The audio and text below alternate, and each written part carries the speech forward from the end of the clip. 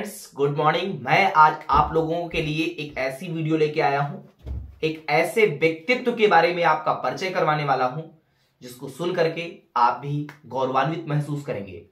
तो जी हां, मैं आज बात करने वाला हूं मदन मोहन मालवीय, महामना मदन मोहन मालवीय के जीवन परिचय से संबंधित पूर्ण बात करूंगा।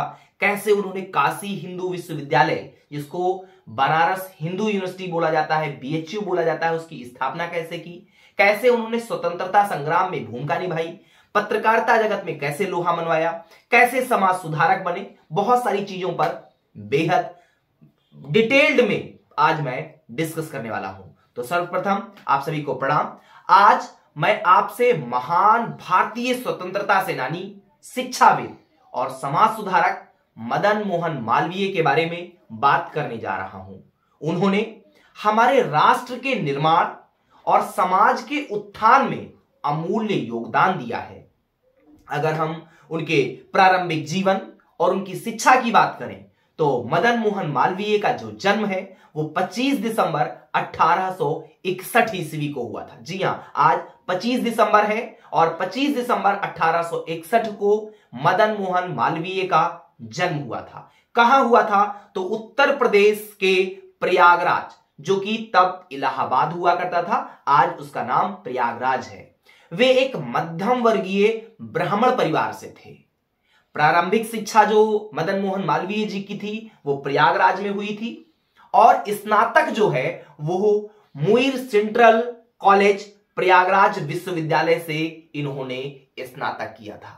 तो इन्होंने जो प्रारंभिक शिक्षा है वो प्रयागराज में किया और स्नातक जो है वो एक मुइर सेंट्रल कॉलेज था, जो आजकल इलाहाबाद विश्वविद्यालय के नाम से जाना जाता है। प्रयागराज विश्वविद्यालय से उन्होंने स्नातक किया था।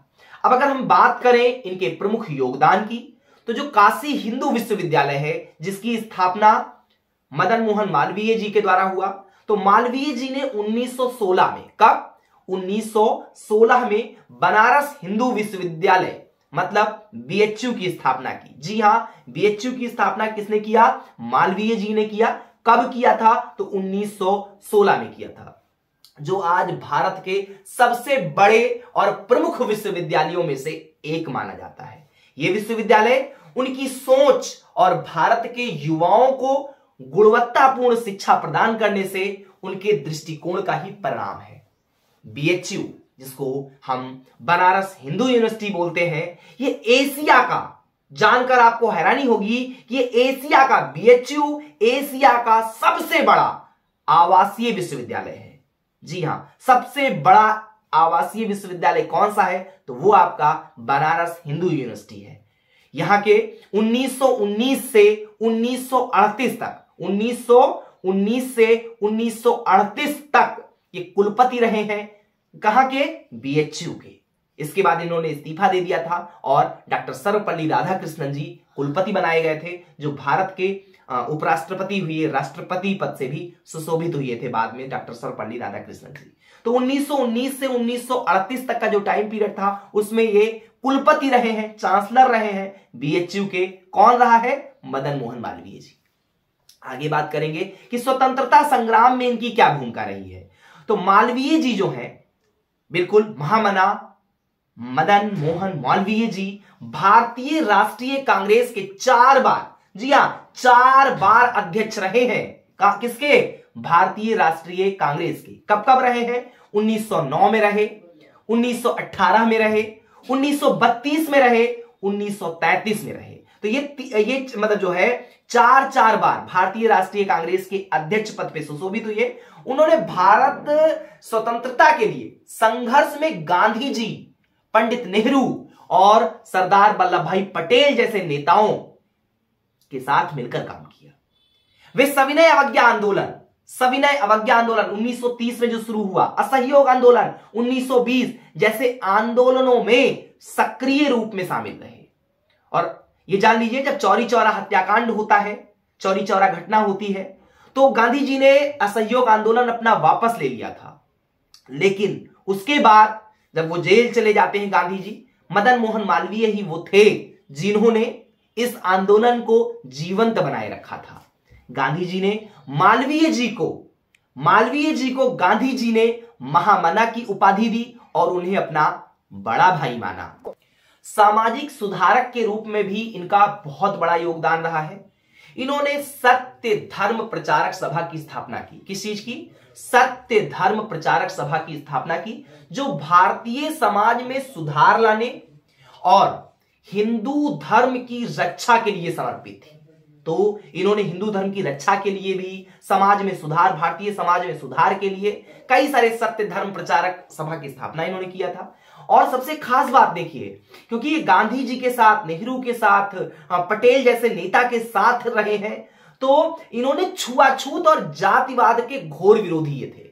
ये अनटचेबिलिटी को नहीं मानते थे, ये कास्टिज्म को नहीं मानते थे और इसके धुर विरोधी थे, घोर विरोधी थे। तो समाज सुधार के रूप में जो इनका योगदान है वो बहुत ज्यादा रहा है। अगर मैं इसके आगे बात करूं कि पत्रकारिता जगत में और राष्ट्रीय एकता में इन्होंने क्या क्या किया, तो भी जान लीजिए कि ये एक प्रखर पत्रकार थे। यह एक प्रखर पत्रकार थे। इन्होंने हिंदुस्तान ये हिंदी अंक है जो हिंदी में प्रकाशित होता था, शायद 1936 में आया था। तो इन्होंने हिंदुस्तान और अभ्युदय जैसे समाचार पत्रों का संपादन किया और ये इनके पत्रकारिता जगत में भी इन्होंने अपना लोहा मनवाया। अगर मैं अन्य चीजों की बात करूं कि और कौन कौन से फील्ड्स ऐसे रहे हैं, ऐसे कौन कौन से क्षेत्र रहे हैं जहां पे मदन मोहन मालवीय जी ने अपना योगदान दिया है, तो मदन मोहन मालवीय जी ने 15 दिसंबर 1889 में 1889, जी हाँ 15 दिसंबर 1889 को अपने मित्र लाला ब्रजमोहन जी भल्ला के साथ, क्या नाम था? लाला ब्रजमोहन जी भल्ला के साथ इलाहाबाद में भारती भवन पुस्तकालय की स्थापना की थी। कब किया? 15 दिसंबर 1889 में किया। अपने मित्र लाला ब्रजमोहन जी भल्ला के साथ इलाहाबाद में भारती भवन पुस्तकालय की स्थापना की। और 1901 में मालवीय जी ने इलाहाबाद में हिंदू छात्रावास, हिंदू बोर्डिंग हाउस जिसको नाम से जानते हैं, नाम से लड़कों के लिए छात्रावास की स्थापना की। तो देखिए यहां पे हो सकता है थोड़ा आप कंफ्यूज हो कि देखिए सिर्फ लड़कों के लिए किया, अभी रुको जरा, बहुत कुछ किया है भाई मेरे, बता रहा हूं। लड़कों के लिए क्या किया? इलाहाबाद में हिंदू छात्रावास, हिंदू बोर्डिंग हाउस की स्थापना की। और यह बहुत बड़ी देन है जिसे हम जैसे स्टूडेंट्स, आप जैसे स्टूडेंट्स, आप जैसे स्कॉलर्स जो है वो इलाहाबाद में कम से कम एक छात्रावास तो पाते हैं। इसके लिए बहुत बहुत आभारी हैं हम। आगे बात करें और कौन कौन से काम किए, तो मालवीय जी ने गायों के कल्याण के लिए, जी हां गाय माता है हमारी, मालवीय जी ने गायों के कल्याण के लिए वृंदावन में श्री मथुरा वृंदावन हासानंद गोचर भूमि नामक एक गैर सरकारी संगठन भी बनाया था, जिससे गायों को संरक्षण मिल सके, उनको भी चारा मिल सके, वो इधर उधर छुट्टा ना घूमे। इसके अलावा और बात करूं तो देखिए छात्रों के लिए उन्होंने किया, गायों के लिए किया। अब देख लेते हैं कि लड़कियों के लिए, महिलाओं के लिए क्या किया। तो महिला महाविद्यालय जिसे महिला महाविद्यालय बनारस हिंदू विश्वविद्यालय के नाम से भी जाना जाता है। भारत में एक महिला महाविद्यालय है और इसकी स्थापना 1929 में हुई थी।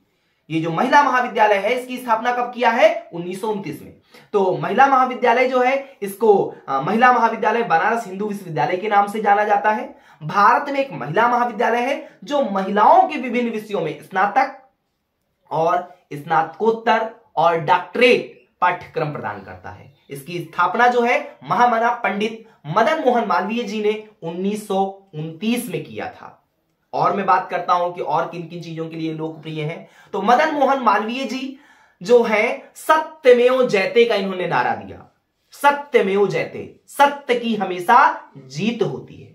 बिल्कुल दोस्तों, सत्य परेशान हो सकता है, लेकिन विचलित हो सकता है, लेकिन अंततः विजय श्री जो है, जो जीत होती है, वो हमेशा किसको मिलती है? वो मिलती है सत्य को। तो इन्होंने नारा दिया सत्यमेव जयते का और इसे लोकप्रिय बनाने में बहुत अत्यंत अहम भूमिका निभाई है।